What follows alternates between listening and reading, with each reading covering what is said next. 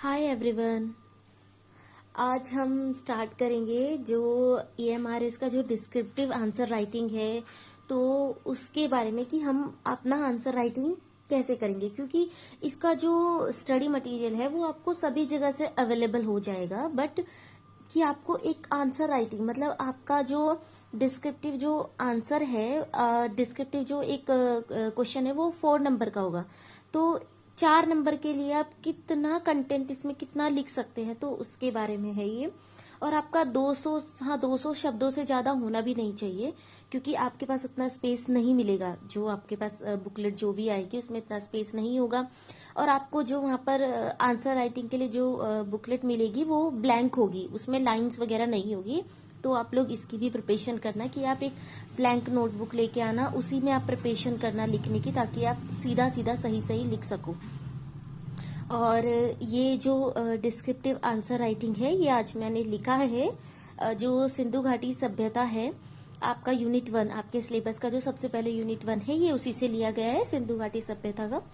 तो इसमें आपका जैसे आपका क्वेश्चंस किस तरह से आपसे पूछ सकते हैं, जैसे मैंने लिखा है कि सिंधु घाटी सभ्यता की खोज और प्रमुख उत्खनन स्थलों का वर्णन कीजिए।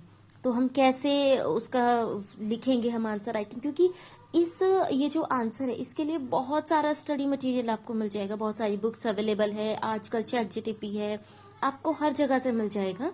लेकिन आपको इतना सारा जो स्टडी मटेरियल है उसको 200 शब्दों में आप किस तरह से उसको समाहित कर सकते हो कि आपका जो आंसर राइटिंग है वो अच्छा लगे। क्योंकि एग्जामिनर जब इसको देखेगा तो उसको ये लगेगा कि हाँ, एक जो स्टूडेंट है उसको कितना नॉलेज है इस चीज के बारे में। तो हमें जितना भी उसमें नॉलेज है वो 200 शब्दों के अंदर हमें डालना है उसको। तो ये स्टार्ट करते हैं। ये मैंने लिखा है, ट्राई किया है मैंने, अभी देखते हैं। सिंधु घाटी सभ्यता की कला, इसका जो टाइम पीरियड है ये मैंने यहाँ पर मेंशन कर दिया, 2500 ईस्वी पूर्व से लेके 1500 ईस्वी पूर्व तक। अब इसके बाद आता है इसका परिचय।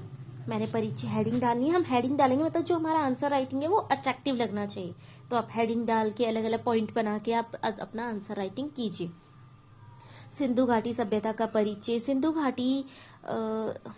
सिंधु घाटी सभ्यता का परिचय सिंधु नदी और उसकी सहायक नदी रावी में स्थित मोहनजोदाड़ो और हड़प्पा की खुदाई से मिले अवशेषों से मिलता है। मतलब जो मोहनजोदाड़ो है वो कहाँ पर है, सिंधु नदी के किनारे है, और जो आपका हड़प्पा है वो कहाँ है, रावी नदी के।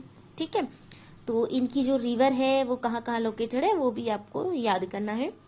इस सभ्यता को डॉक्टर अर्नेस्ट मैक तथा सर जॉन मार्शल ने सन 1924 में संसार से अवगत कराया।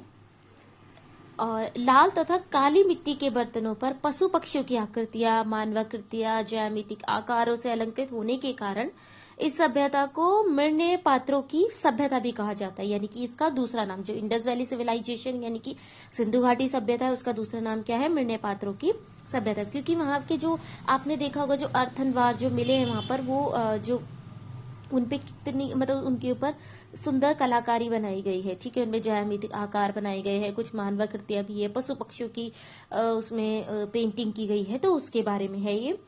इसके बाद इसका आता है उत्खनन कार्य। उत्खनन कार्य कब हुआ, हड़प्पा का, सबसे पहले हड़प्पा का उत्खनन कार्य हुआ था 1921 ईस्वी में, जो दयाराम साहनी के द्वारा हुआ था। सेकंड जो है हमारा मोहनजोदाड़ो, इसका जो उत्खनन हुआ था वो 1922 ईस्वी में हुआ था, और जो किसके द्वारा हुआ था, राखलदास बनर्जी के द्वारा। तो हमें जो उनका टाइम पीरियड है, किस टाइम पीरियड में उत्खनन हुआ है, किसके द्वारा कराया गया है और कौन सी साइट है उसका भी हमें मेंशन करना है। और जो हड़प्पा और जो मोहनजोदाड़ो है वो इस टाइम पे जो लोकेटेड है वो कहाँ है, पाकिस्तान में लोकेटेड है। इसके बाद हमारा आता है सिंधु घाटी सभ्यता के प्रमुख केंद्र। कौन कौन से प्रमुख केंद्र है, हड़प्पा और मोहनजोदाड़ो कहाँ है, पाकिस्तान में है।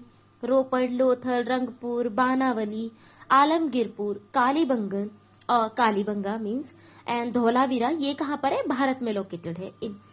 इसके बाद हमारा आता है कि वास्तुकला एवं मूर्ति शिल्प। मोहनजोदाड़ो विशाल स्नानागार तथा हड़प्पा विशाल अन्नाज भंडार गृह अन्नागार के लिए प्रसिद्ध थे। सेकंड जो है इसका परिवहन मार्ग व गलियां समकोण पर एक दूसरे से मिलती थी।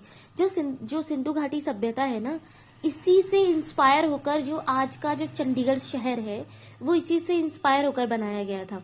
तो इन यहाँ पर जो गलियां है वो समकोण पर एक दूसरे को काटती मिलती है, मतलब समकोण पर। मूर्ति कला में कांसे की नर्तकी सबसे प्रसिद्ध थी, जो ढलाई तकनीक को दर्शाती है। इसके बाद आता है चित्रित मोहरे भी यहाँ पर प्राप्त हुई आपको। ये कांसे की नर्तकी जो डांसिंग गर्ल है, ये उसके बारे में, क्योंकि वो सबसे फेमस मूर्ति मानी जाती है इंडस वैली सिविलाइजेशन की। और चित्रित मोहरे भी यहाँ पर मिली है। पशुपतिनाथ की जो मोहर है वो सब उन पर अंकित हुए हैं, वो सब मोहरे यहाँ पर जो मिली है उनके बारे में। और जो बुल जो सील है मतलब मोहर है वो भी है ना, तो ये उन सब के बारे में। ये छोटा सा मैंने लिखा है, आंसर राइटिंग किया है। और इसी तरीके से आपको आंसर राइटिंग करना है। आप एक क्वेश्चंस बनाइए कि आप खुद से ही देखिए कि आपसे क्वेश्चंस किस तरह से पूछा जा सकता है ना। तो उसके बाद आप आंसर राइटिंग कीजिए। आंसर राइटिंग को अपना अट्रैक्टिव बनाइए। आप पॉइंट वाइज सभी चीजों को लिखिए। जितना आप पॉइंट वाइज लिखेंगे, एक एक पॉइंट बनाएंगे, हेडिंग डालेंगे, और आपका वर्क उतना ज्यादा अट्रैक्टिव लगेगा। और जो चीज सबसे ज्यादा, जैसे कोई टाइम पीरियड है या किसी का जो नेम है, तो उसको आप नीचे से अंडरलाइन भी कीजिए, ठीक है। तो ये सब आपको करना है, मतलब अपने आंसर राइटिंग को आपको अट्रैक्टिव बनाना है, क्योंकि एग्जाम में यही देखता है कि आपका वे ऑफ प्रेजेंस कैसा है, आप किस तरह से प्रेजेंट करते हैं अपने आंसर को।